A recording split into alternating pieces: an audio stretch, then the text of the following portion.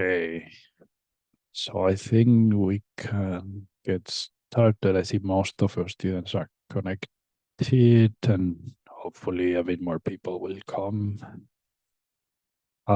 So yeah, welcome everyone to our monthly seminar for the C2DP2 trainership. So we're very happy today to have Federico here to talk us about muon colliders and in particular on simulation and reconstruction of muon colliders. So yeah, and, we're very lucky to have you here, and please take it away and go ahead when you're ready. Thank you very much. It's a pleasure to be here. I always love to talk about muon colliders. Just for context, I'm a scientist at DAISY. Some of you might know me from my work in Atlas, but in the past 3 years, I started working maybe more and more on future muon colliders. Today, I'll try to give you an overview of the project, just the basics for those of you who might not be super familiar with how a muon collider works. And then I will delve into some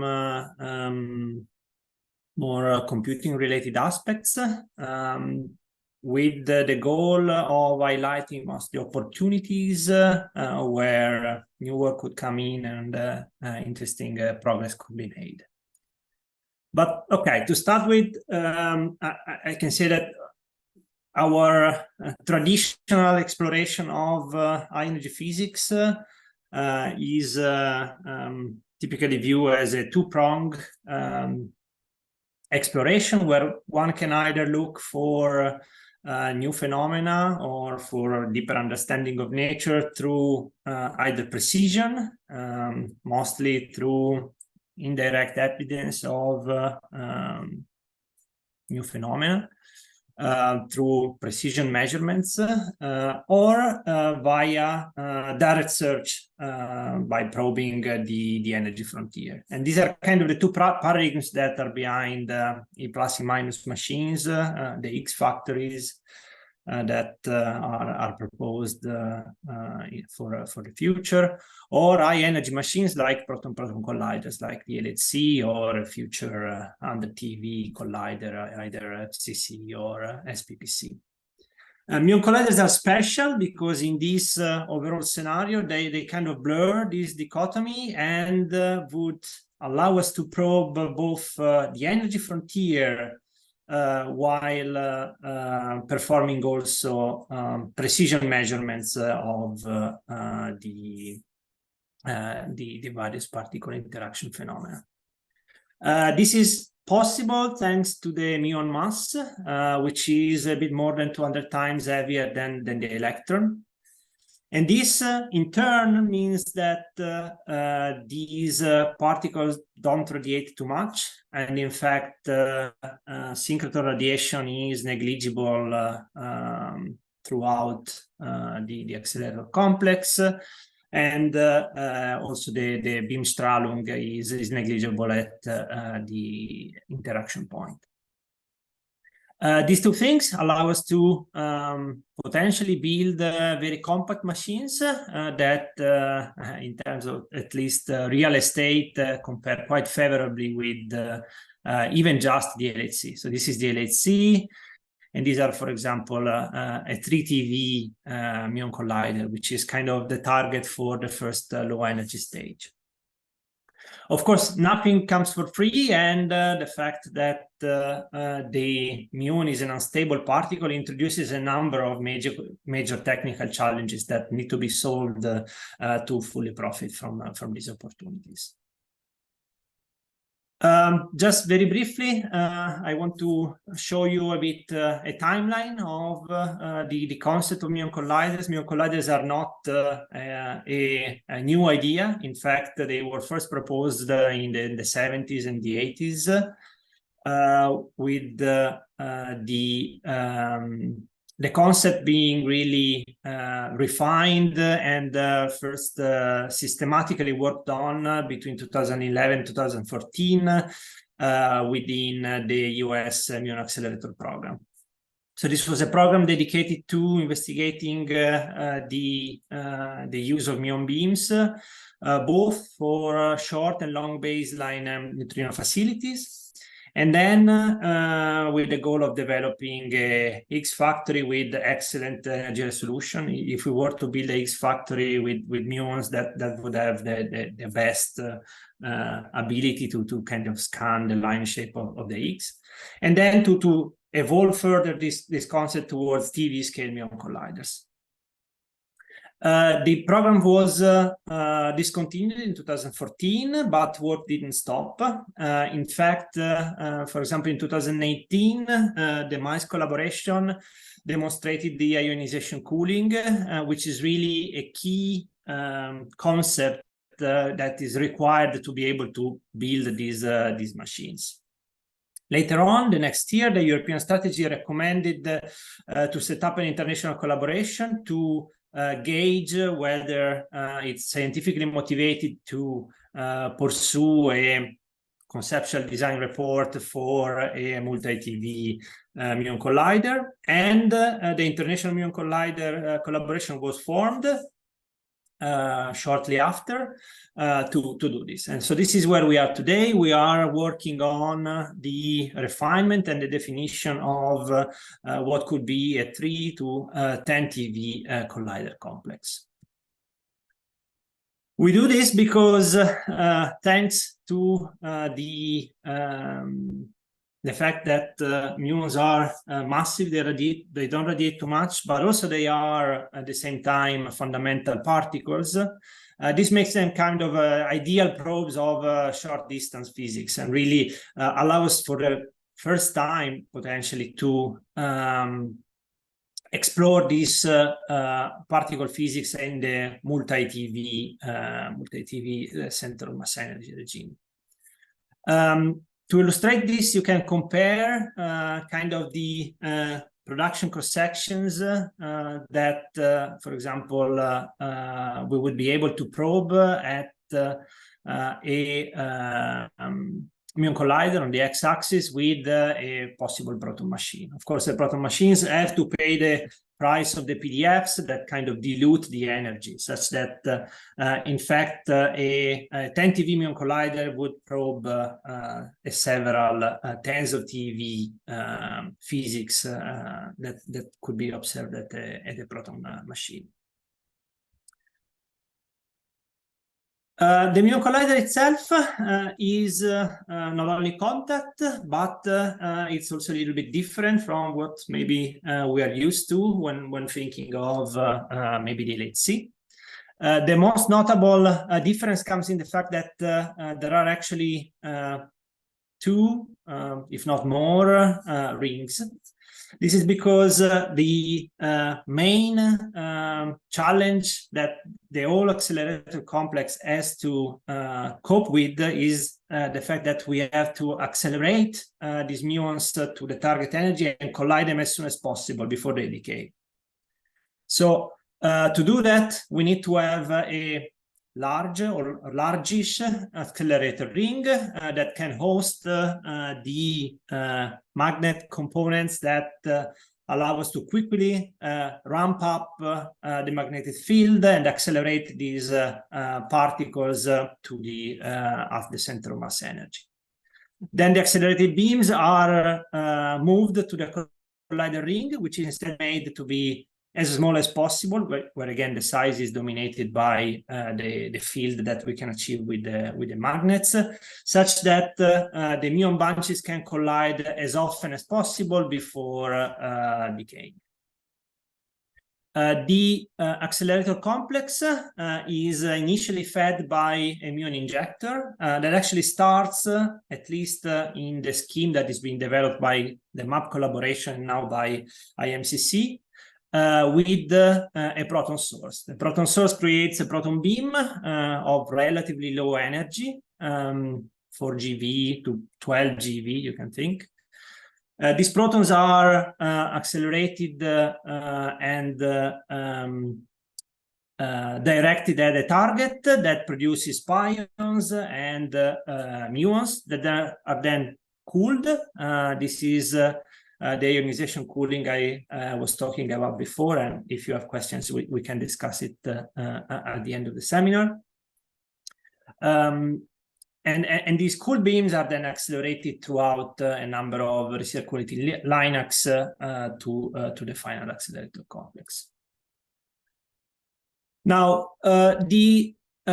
maybe the other large difference with respect to the kind of operation that we are used to at the LHC is the fact that it's much more convenient to squeeze as many muons as possible in just 2 bunches rather than having several of them.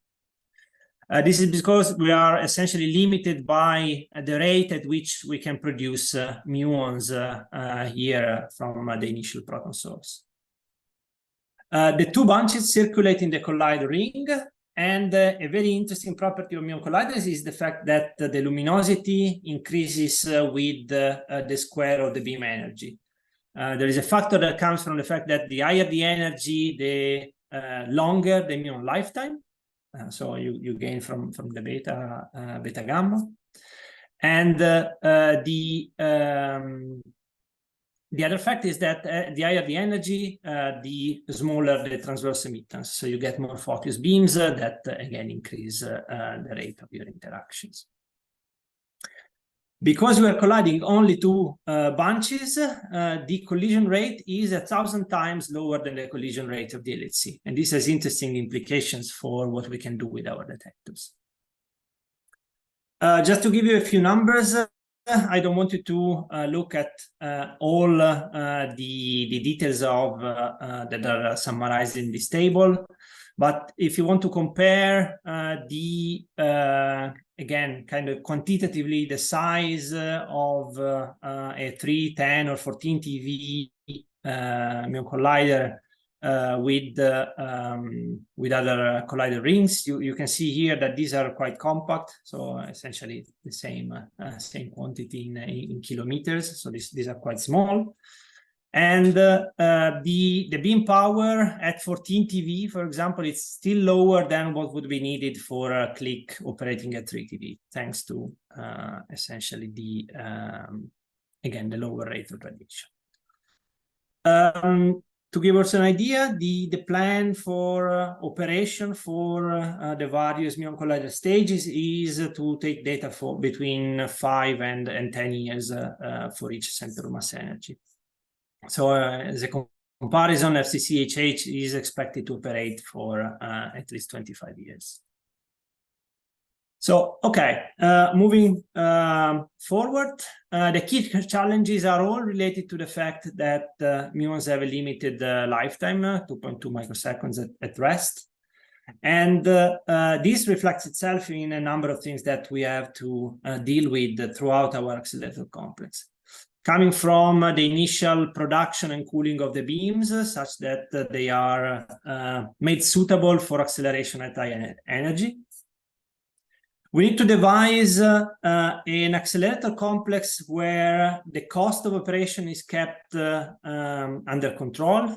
This is mostly because in operating the accelerator ring, one has to quickly ramp to high fields, a large number of magnets, and shortly after ramp them down to prepare for the next bunch. And this means that we cannot just afford throwing away all the energy that we pumped into the magnet systems. So this it's an engineering challenge for power supplies. Looking forward instead at the collider ring, here the 2 main challenges are the large neutrino flux that needs to be taken into account, for example, for radio protection purposes, as well as the beam-induced backgrounds that reach the detectors and are coming from the muon decays in flight throughout the machine. And I want to focus on these last 2 aspects a little bit more in detail. So starting from the neutrino flux, just to give you an idea, unfortunately, somewhat often you hear people saying that the Muon collider beams might activate the water of Lake Geneva or might kill a cow, things like that. This is quite far from the truth. Neutrino radiation is relevant, especially along the straight sections of the collider, because here you integrate over a very small section large fluxes of neutrino, high energy neutrinos. And when these neutrino beams reach the surface, they might interact with the rock just before the surface and then generate again tertiary particles that can irradiate well, living beings if they are there. But to give you an idea, this is at the level of concern for maybe an hospitalized patient that sits in the basement for a whole year. So anyway, we are taking this series into account, and the goal of IMCC is to develop a collider design that is 2 orders of magnitude below the legal limit for radiation, such that essentially we could build a collider without even having to ask for permission. To give you an idea, then we are aiming for these 10 microsieverts per year. The LHC has achieved -5, but both of these are significantly smaller than the legal limit. In fact, in the US, I think that the legal limits are a little bit higher. So to contextualize this, a collider at 3 TeV, essentially it would be enough to dig a collider tunnel 200 meters deep, and we would be already okay, because by the time the beams reach the surface, they are not collimated enough to be harmful for anything. A 10 TeV collider would be a little bit more problematic in the straight sections. And for that, some somewhat exotic schemes are being investigated. Like, for example, the option to have mechanical movers that throughout the year vary the orbit of the muon beams such that the neutrino radiation would be spread over a larger solid angle.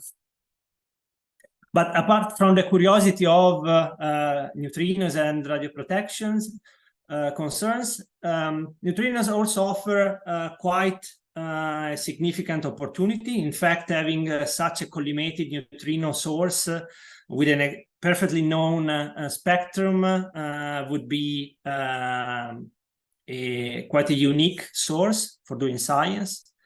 I'm showing here a very preliminary plot that compares the number of neutrinos produced at, for example, a muon collider at 3 TeV or 10 TeV as a function of their energy. You see here the multiplicities, and you can see that together, for example, with the Dune long Bayesian program, we could cover essentially the full spectrum with an unprecedented statistics. This would enable a number of interesting physics deliverable, from deep elastic scattering measurements to searches for new physics in anomalous neutrino interactions. But also comes, or would come, with interesting simulation and reconstruction challenges. For example, because of this highly collimated nature, detectors would need to be devised such that the pileup of neutrino interactions would not harm the reconstruction of the single events, which is a quite interesting problem to think about, that people are starting to think about only now. Okay, the other big theme that muon colliders have to deal with, or in particular experimentation and the muon collider has to deal with, are the beam-induced backgrounds. I'm showing here, for example, a picture of the collider lattice with the beam orbit, roughly shown by this red line. where all the additional colored segments represent the particles produced by the decays in flight of these muons throughout the lattice. We have, to give you an idea, few 10 to the 5 muon decays per meter of the lattice. And this means that, especially if the straight section leading to the experiment are particularly long, this might integrate to several millions or hundreds of millions particles entering the detector volume at a high energy, because these are 5 TeV beams.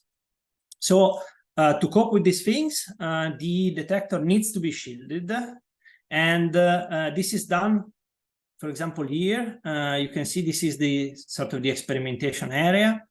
These are the final focusing magnets, and 2 absorbing nozzles made of tungsten covered with plastic borated polyethylene to absorb neutrons from the showers produced in these absorber nozzles. These absorber nozzles are required to essentially reduce these backgrounds at a level where we can effectively do physics with our detectors. And the design and the design of the machine to detector integration and the reduction of the beam-induced backgrounds is the unique challenge of muon colliders. So in fact, this is really quite unique, because we have in an iterative way optimize our detector design and provide feedback back to the accelerator experts that are designing the lattice, and then again to the interface of the accelerator with the detector. So there we can profit from the work done within the MAP collaboration, where a machine detector interface was optimized for a center of mass energy of 1.5 TeV. The interaction point and detectors we can take from, for example, from the click detector, the detector, and the interaction point design we can take from MAP, and use these to do a first assessment of the muon collider needs and performance. Most of the work is now focused on developing all these things for the 10 TeV machine. In fact, for the 10 TeV, I'm showing here what could be a candidate layout that I'm actually personally working on together with a number of colleagues. Many of those you might know from the US academic system. But you will see again in this picture, which by the way was produced in the Unreal Engine, so it's quite fancy.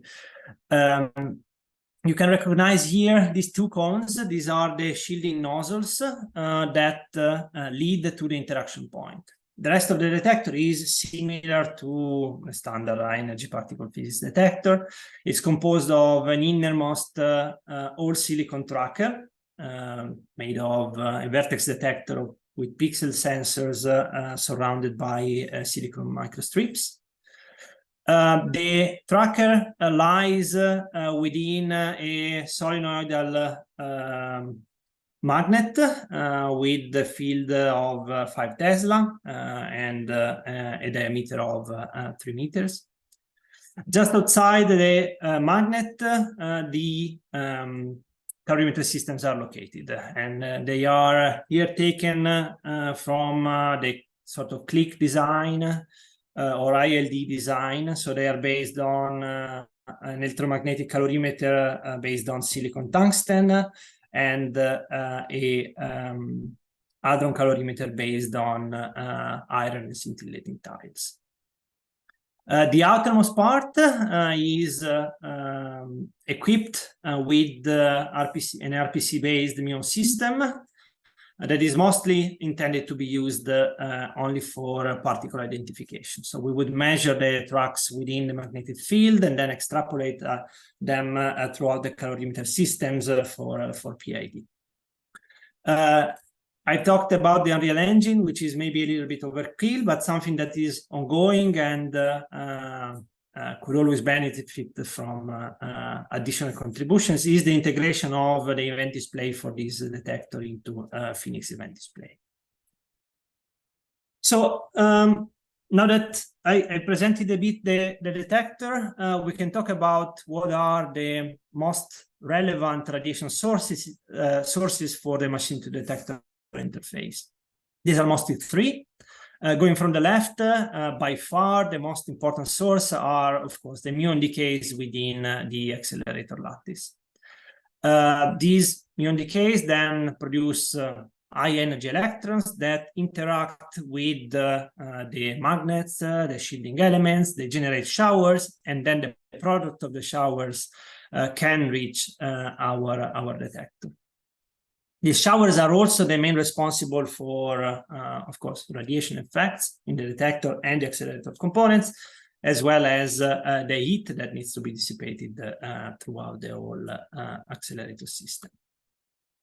A potential contribution that is partly related to this are losses related to the beam halos. So here, the halo of the beams might interact again with the machine elements and produce other showers that reach our detector. And this is being now investigated to define what level we can tolerate to kind of quantify the quality of the beams. The last, but not necessarily least, background comes from incoherent pair production. You see here a few diagrams related to that. But the idea is that these are strong field electrodynamic processes where pairs of plus and minus or quark anti-quark can be produced from photon pairs.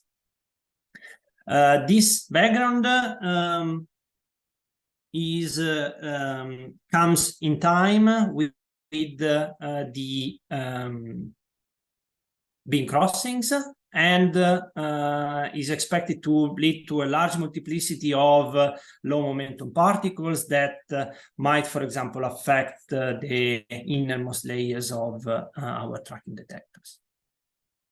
So to model the contributions of these processes or these components, we can use either FLUCA. Most recent studies are based on FLUCA, but we also can rely on Mars 15 that was developed within the MAP collaboration.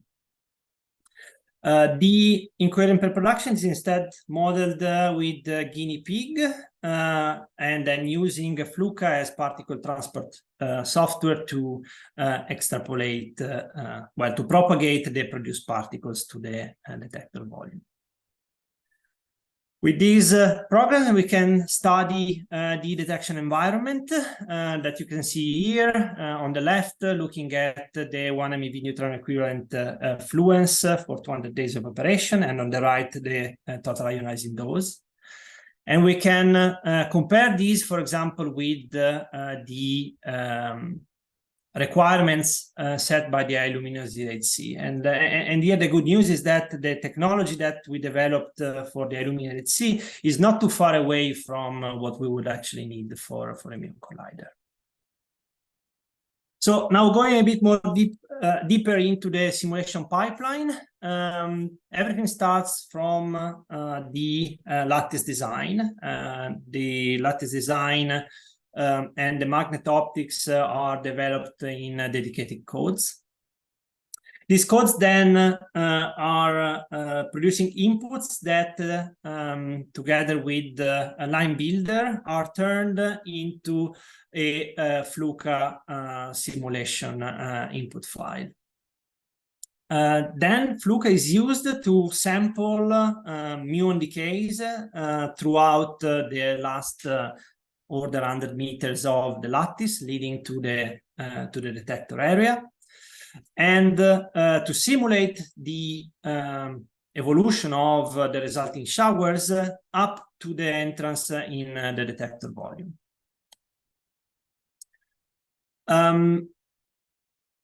This is essentially what I described in this blue block here. Everything feeds into a larger pipeline that you see described in this diagram. So everything starts from, for example, either the inputs from a particle gun sample or from some physics event generator. And these are simulated with GEANT4 to get the detector response out of the initial true particles. The inputs from Fluka are quite expensive to be generated, so we can't afford to generate thousands of different bunch crossings. Rather, we generate only a subsample divided in many sub-events, for which we can upscale the particle content by cloning particles with a randomized azimuthal angle. And then we can combine a random selection of these sub-events after simulating them through GEANT and overlay them to the art scatter or the event of interest. The same pipeline is applied also for guinea pig, where the main difference is that generating these events is instead quite cheap, so we can produce a much larger database of these events. All these additional background inputs are overlaid to the interaction of interest before proceeding with the digitalization and reconstruction of the event.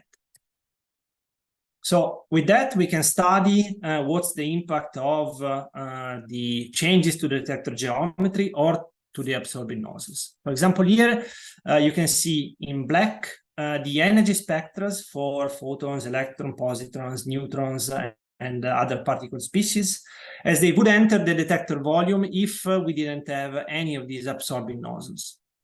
The red lines show instead the spectra after the addition of these large tungsten absorbers. And you can see that essentially the full high energy component of the spectra is absorbed, although at the cost of producing still a large multiplicity of low energy particles. We can run our pipeline and study the dependence of these backgrounds on the beam energy or the central mass energy of the detector, also validating our Fluka predictions with the Mars 15 predictions.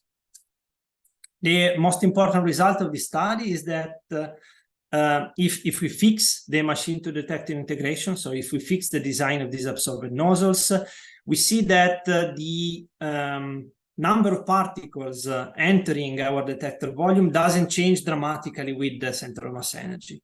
And this allowed us, for example, throughout the mass process to use inputs from Mars 15 and use them as a proxy to study what would be the performance also at higher central mass energies. The main characteristics of beam-induced backgrounds are the fact that these particles are characterized by having low momentum, low energy. You can see here again the distribution on the left for neutrons, photons, and electrons. These are MEVs, so they're really quite soft, but in very large multiplicity, 10 to the 7, 10 to the 8 per bunch crossing. They also have an anomalous direction in the sense that they tend to come from the forward direction instead of, for example, what at LHC you would expect from pile-up events that originate from the center of the detector and propagate outwards. And since they're coming from showers that are initiated also very far away from the interaction point, they tend to have a broad profile in terms of timing and time of arrival of the detector, which makes it relatively easy, provided that we have a good time resolution to reject them. Okay, going more in detail, we can use these fluxes of particles to simulate the response of the detector. And for example, to look at the occupancy of the tracking detectors. This is what is shown here as a function of the tracking detector layer. The more you move to the right, the outwards you move in the detector volume. And this is shown in terms of the average number of hits per square centimeters. We have a global goal of not surpassing a tracker occupancy of about 1%. And this we can achieve by using a combination of on and off detector filtering, looking, for example, at the time of arrival. This is a big change from the blue to the yellow when considering only hits that are consistent within a relatively restricted time window with the bunch crossing. Nevertheless, this is quite a difficult scenario to reconstruct, as the heat density is much larger than what we expect to see even at the high luminosity LHC. We can do the same exercise for calorimetry. Now looking mostly at energy density rather than number of hits. This is shown, for example, here as a function of the radial distance from the beam axis, splitting in red and in blue the background energy deposits in the electromagnetic calorimeter or in the hadron calorimeter. The radiation from beam-induced backgrounds is dominated by neutral particles, and these are by far dominated by low energy photons. The sort of the average energy per unit area is not too far away from what we expect to see at the high luminosity LHC. In fact, it's just 10 to 20% larger. But in order to cope with this and achieve also a precision measurement program, we still need to have high granularity calorimeters, possibly with the longitudinal segmentation, such that we can recognize different shower shapes from the sort of this diffused background from the signal, and ultimately achieve good energy resolution. So in the remaining of the talk, I will talk more in detail about track reconstruction, but of course, calorimeter reconstruction is the ideal area where there are plenty of opportunities for machine learning, for clustering, subtraction, and jet substructure studies. The core results obtained for the SNOMAS and the recently paper published in PJC were based on the ILC software framework with Muon Collider specific additions.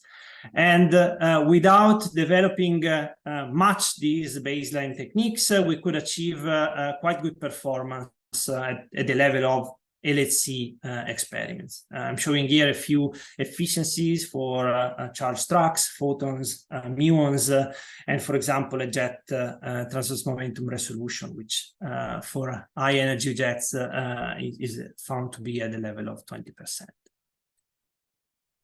So I want to give you an example of what's the potential of improving the current reconstruction techniques by showing you just how far we went from 3 years ago to where we are now. And 3 years ago, we started with inheriting ILC soft and all the software base that was used for the reconstruction in Click. And their tracking was optimized for E+ and minus machines where relatively few hits are expected in the tracking detectors. The procedure was using a combination of conformal mapping, which is nothing else than a transformation of the spatial coordinates that makes it easier to find IPT tracks as they become straight lines in this transformed plane, and a cellular automaton. So essentially, starting from a seed hit in one of the tracking layers, one would do sort of a cone scan looking for neighbors by applying some thresholds on the angles and the distances between hits.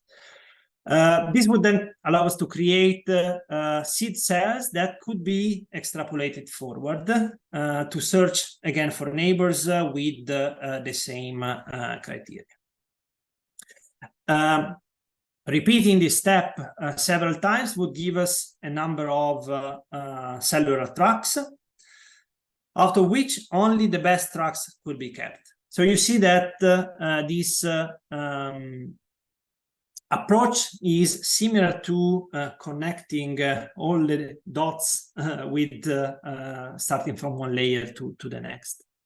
And in fact, if we approach reconstruction at Muon Collider with these techniques, it would take us several weeks to reconstruct the tracks from just a single event. And this is a real problem that we had to face. So it's clear that we had to simplify things. And initially, we did that by pre-selecting the hits that would be considered for tracking by using the time of arrival. I'm showing here again with a different figure the sort of the pre-selection based on this small time window around the interaction time. And the pointing to the luminous region. So especially in the vertex detector, we have double layers of pixel detectors that could be used similar to what CMS will do at the illuminated sea to create some stub tracks. But this time we would use to point back to the to see whether pairs of hits would point back to the center of the detector or the primary vertex or to the forward region. So such that we could only retain those projecting back to the interaction point. And this strongly reduced the amount of inputs that we would consider for the reconstruction, making this feasible. To be quantitative, we studied this in terms of, well, CPU time needed to go through the various steps of the scheme that I described a bit before. So you can see here the time that we would need to simulate the beam-induced background particles in GN4. The time needed for the overlay of these particles to the Earth scatter, and then for track reconstruction. Now, I want to mention that this is not only a problem of reconstructing events, but also a problem of keeping track of a very large number of particles. And in fact, we had to, for example, give up on saving all the true information from all the initial beam-induced background particles to strongly reduce what would be both the required resources in terms of RAM at runtime, but also the footprint on disk for all these events. The track reconstruction, you could see here, for example, went from several weeks to 200 hours per event if we were to use only the time-based hit filtering, and down to a much more reasonable amount by using also the pointing. But we also went one step forward, which is essentially do a little bit of technology transfer by picking up the tracking techniques that are developed for the LHC and apply them here. We did this by picking up the ACTS tracking framework that essentially allows us to implement a combinatorial Kalman filter to reconstruct our tracks. So this is in short, a combinatorial Kalman filter starts from a seed track, so a number of bits loosely aligned, and then extrapolates them throughout the various layers by allowing for bifurcations where more candidates are within some requirements. And just using this different approach brought us down from 200 hours per event to just a little bit less than 4 minutes per event, but without the need of applying the doublet level preselection. And this is quite important, because if you still apply it, we can be even faster, or we can choose not to do it and retain additional efficiency, for example, for displaced particles. And somehow the slide is stuck. Yeah. But we can go forward. We know that the computational needs of high energy physics are just going to increase with the number of collisions and the number of particles in each interaction. So there are just already a couple of ideas. For example, we could go beyond ACTS and employ graph neural networks. These are nowadays tools that are quite well established for track reconstruction. They support both heterogeneous machine learning architectures, where one can use different philosophies for building and embedding graphs or for scoring the edges, as well as they can profit from GPUs for parallel computing. In fact, there are several experiments that are working towards a concrete implementation of graph neural networks in their pipelines. And one example here is from Atlas, that in fact compares the performance with what is achieved with CKF. So this is similar to, well, this is at the base of what is implemented in the CTS library, finding similar results. And Muon colliders are the obvious upcoming client for these techniques. We can go even forward and think in the towards using new upcoming technologies, like, for example, quantum computing, to do track reconstruction with a quadratic and constrained binary optimization, where reconstructing tracks is formulated in a way that corresponds to finding the minimum of some objective function. And this objective function can be effectively or efficiently evaluated with the use of a quantum computer. And you can see here a small example that I worked on with one of my students, when considering not only space points for the energy deposits in our tracker, but also their measured time at the detector. I don't want to spend too much time on this, but I want to mention that based on our simulation and our expectation for the granularity of the detector, we think we should be able to operate in a triggerless mode, similar to what the upgraded LHCb is doing.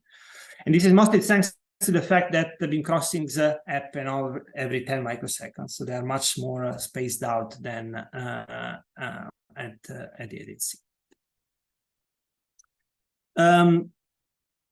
I want to close with two last remarks. The first one is that the Muon Collider is evolving towards the general platform of Key4App. So this is the next step beyond ILC Soft, and there, as a community and as a place to contribute, this overall framework would profit not only Muon Colliders, but also any other future collider R&D project. And in fact, the first Docker images based on Key4App with the full Muon Collider software are available for validation. The last thing that I wanted to mention is, of course, the incredible physics potential of Muon Colliders that spans across direct searches to precision measurements. And not only this is extremely rich, but also it contains a number of new challenges that we have to face. For example, due to the fact that we are colliding particles at a center of mass energy which is much larger than the electroweak scale, we expect that the electroweak radiation to be significantly enhanced in this regime. It's a log square of the energy of the particle over NW squared. And in this scenario, we need to learn how to make predictions for very high energy scattering processes where electroweak showering, so the radiation of electroweak bosons, becomes particularly relevant.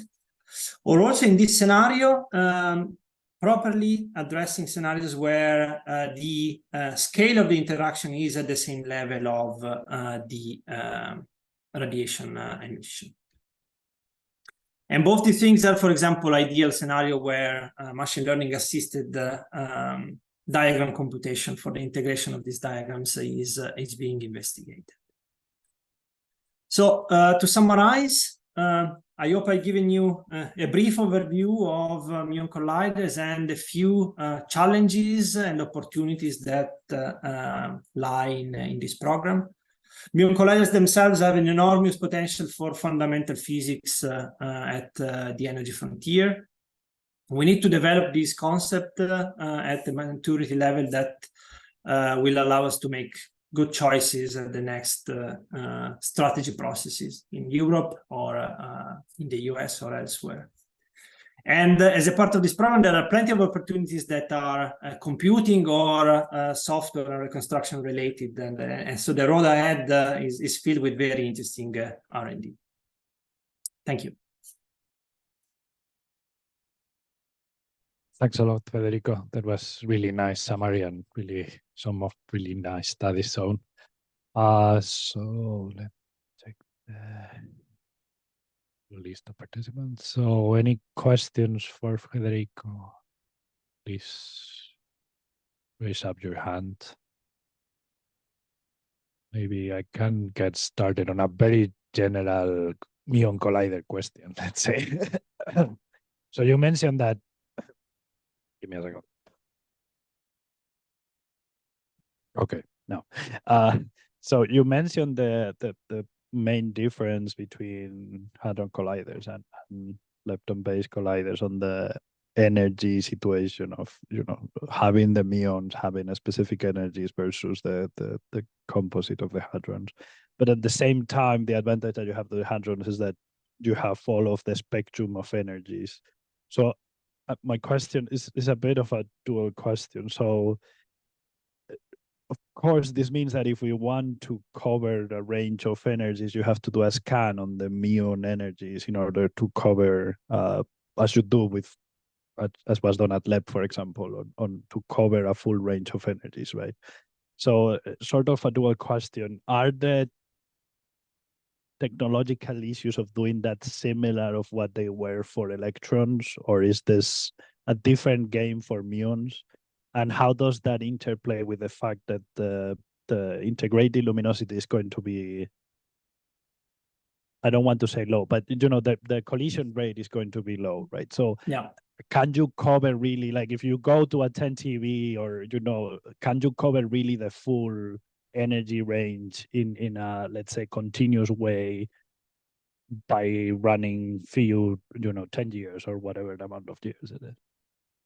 So there are two prongs to answer this question. So the first point that I would make is that when you go to these very high energies, the production cross-section through VBF processes, so emitting Ws becomes very cheap, right?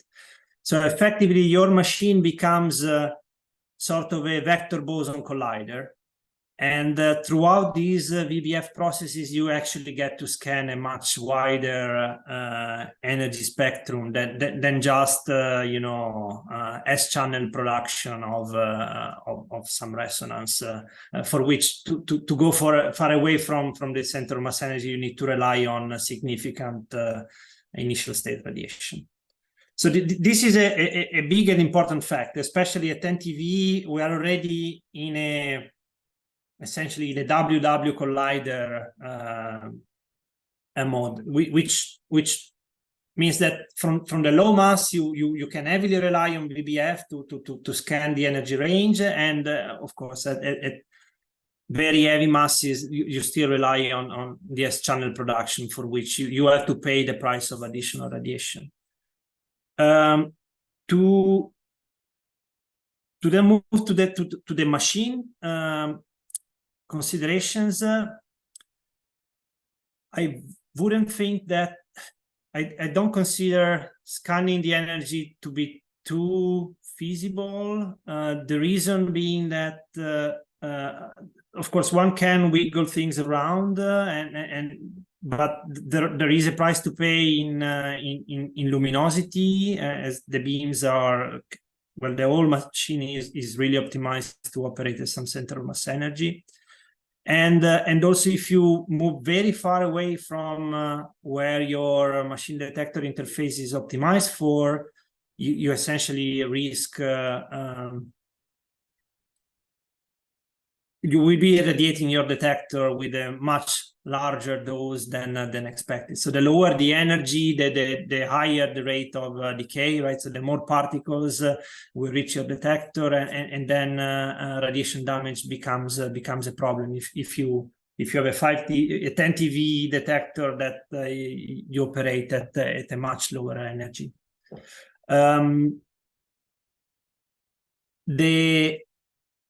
I would think that not uniform.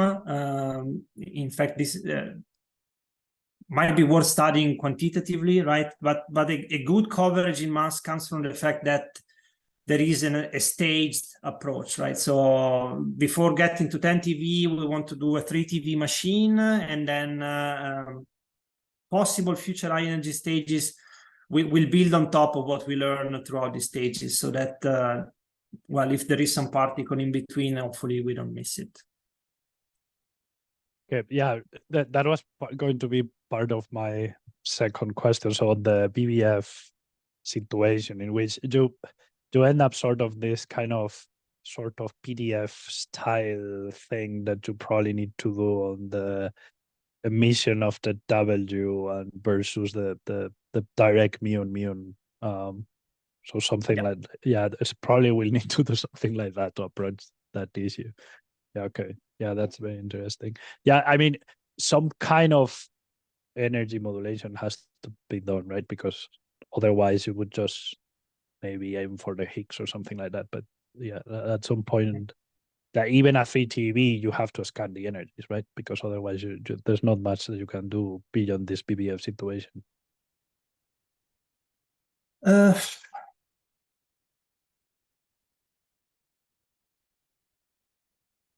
I see your point. I do think that, yeah, I mean, standard model particles, yes, you would get via this VBF, and then yes, for searches for high mass particles, you either need to scan or you need to rely on ISR to cover those. Yeah, well, right. ISR. Yeah, I haven't thought about that. Okay. Yeah, it's just things to think about. Yeah, it's very, I think there are many things that we don't understand, but it is, I think, really interesting topic. Okay, thank you. Any other questions? I see Frank. Please go ahead. Yeah, I was just wondering if you could talk a little bit about the muon beam production and the cooling aspect and why that's important. Of course. I have a couple of, yes. So the scheme that we're using is to shoot a very high power proton beam on some fixed target. And again, our final goal is to have as many muons as possible in our two colliding bunches to maximize the instantaneous and integrated luminosity. So we need to produce as many muons as possible, and then we need to focus them as much as possible while they're still not decayed. So to do that, everything starts with something which is very similar to the injector, not really, the target of LBNF Dune. So there is a proton beam. This is a little bit lower energy, but going to 12 GeV would, well, 12 GeV. To higher energies would not be horrible in terms of number of muons produced. But so this 4 GeV is the maximum of the cross section for extracting the maximum number of muons. But the idea is that you have this 2 to 4 megawatts beam on target that where the target is encapsulated in a number of high field solenoids to capture the decay product, so that essentially they would spiral instead of just diverting. And then these beams are fed through a cooling complex. A nice thing is that kind of the high field solenoids that we would need for this target system are sort of the same that are being developed for the fusion program. So, for example, the central solenoid of ITER is very similar in terms of aperture and characteristics to what we would need for this target. So, from protons produce pions, muons, and then these enter the cooling complex. And the cooling complex is nothing else than a set of alternating absorber elements. These are lithium hydride or liquid hydrogen, for example, the materials that were used in mice.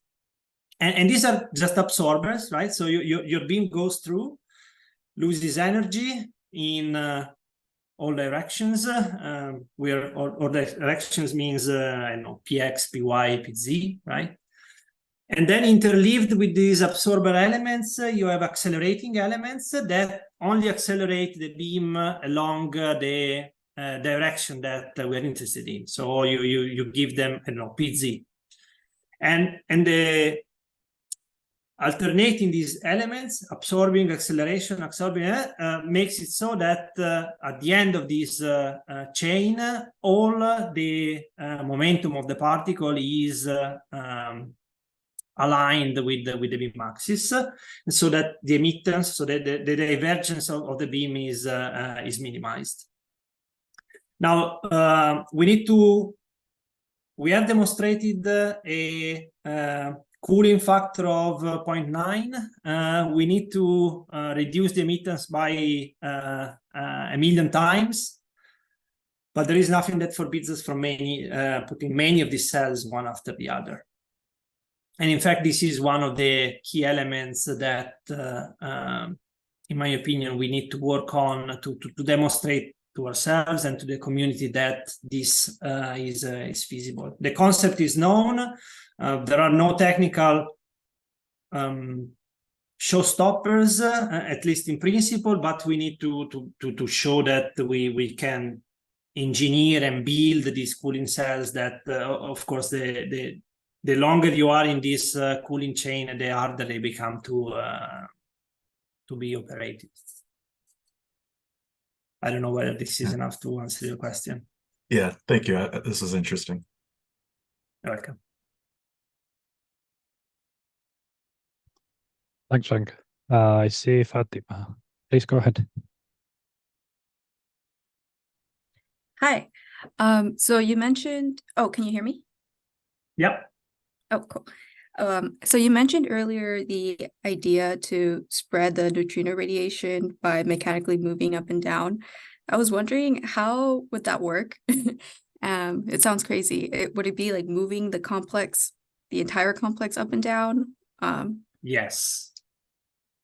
Yes, that's exactly. So, well, it's not the same complex, but you see here over a length of I don't know, hundreds of meters, we would bend the machine elements such that they point a little bit up, sometimes a little bit down. Of course, there needs to be some magnetic correction at sort of at the joints.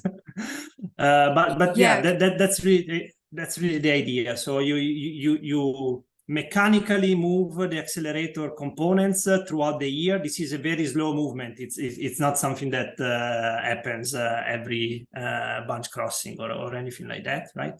But then over the year, you irradiate a larger solid angle. I see. Okay. And I would imagine it would have to be pretty flat, like to avoid moving up at an angle. There's going to be like an error there, I guess. Sorry, say that again. If you're moving up and down, mechanically it has to be pretty straight up, right? That's the way I'm imagining it. It's a non-trivial operation in any case, even if we're talking about 1 milliradian angle, but it's non-trivial, and there is a group of accelerator experts at CERN looking into a demonstrator for the feasibility of this concept. Cool. Thank you. Bouncing colliders. Bouncing colliders is going to be the future. But it's very slow. Yeah. I was disappointed when you said it was going to be slow. I saw a hand briefly, but then it went down. So I'm assuming that's fine. So if there are another questions, I had a last one, just out of curiosity. So I don't know if you mentioned here about timing resolution or the tracking. I'm curious what's the actual requirements that you have on timing resolution, because I can imagine, of course, this is much worse at the high Lumia LHC because of PILAB. Here, you're going to have less PILAB, I would assume. So, of course, you're going to gain in things like B-tagging and things like that, right? But I can imagine that your requirements of timing is not, as well. Okay, it depends. I'm thinking, what's the actual resolution that you can live with to be happy with, right? Because I can imagine that is not as, you don't gain as much as you go as very, precise timing resolution as you would at the high Lumia LHC or something like that. So I can tell you what we assume we would be using, which are the two numbers here. So for the vertex detector, we're assuming 30 picoseconds time resolution. For the inner and outer tracker, 60 picoseconds.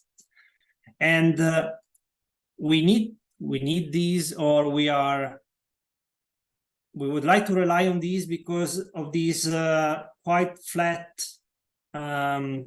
timing structure for the beam-induced background. So really being able to squeeze around these 0 here is the time of the collision, right? So being able to only select particles that come in time with the collision would allow us to reject a very large fraction of these hits. Now, sorry, go ahead. So now it's not obvious that we have to be well, okay. We believe that in 20 years from now, these technologies should be available. We already have some sensors that do 10 picoseconds today, so having 30 picoseconds everywhere could be well feasible, which is maybe why we came up with this target. And it's not obvious that we will actually need it, as the algorithms already today can do quite well. So one can think that between better algorithms and sort of state-of-the-art vanilla detectors, we would meet these criteria. This is what we assumed for the moment, mostly based on, say, the extrapolation of what we believe will be easily achieved in terms of technology. But a dedicated study of where is the threshold between being able to do physics and not being able to do it still needs to come.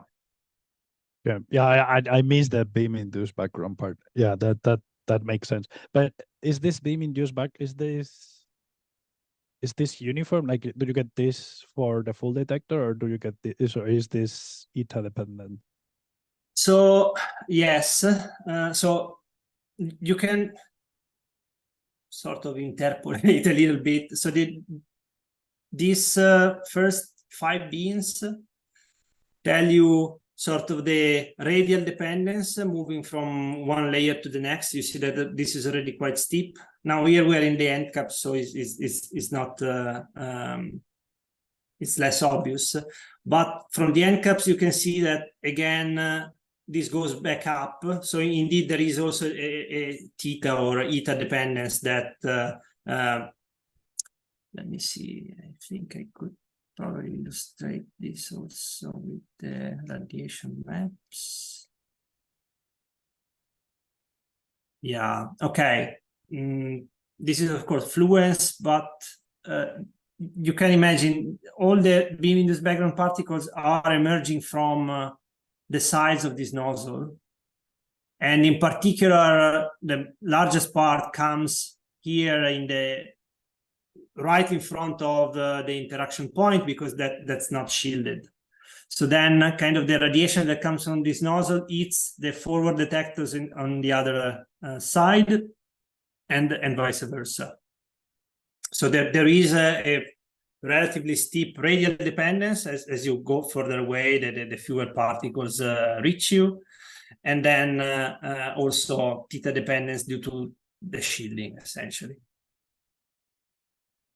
But when you compare these with sort of the averages that I show here in this plot, the variation is not larger than factor 2 throughout the tracker stave. So you should not expect something too dramatic. Cool. Thanks a lot. Yeah, that's really something to keep in mind. Yeah, I think that should be it for today. Thanks a lot, Federico, again for the talk. It was really nice and interesting. And thanks Thank you. everyone that asked questions and you for the answers. So yeah, let's see each other on the next seminar, which I don't know where it will be. I should have checked the calendar. But if not, probably it will be on the next year. So Happy New Year to everyone that I won't see. Yeah. And bye, everyone. Bye. Bye, thank you.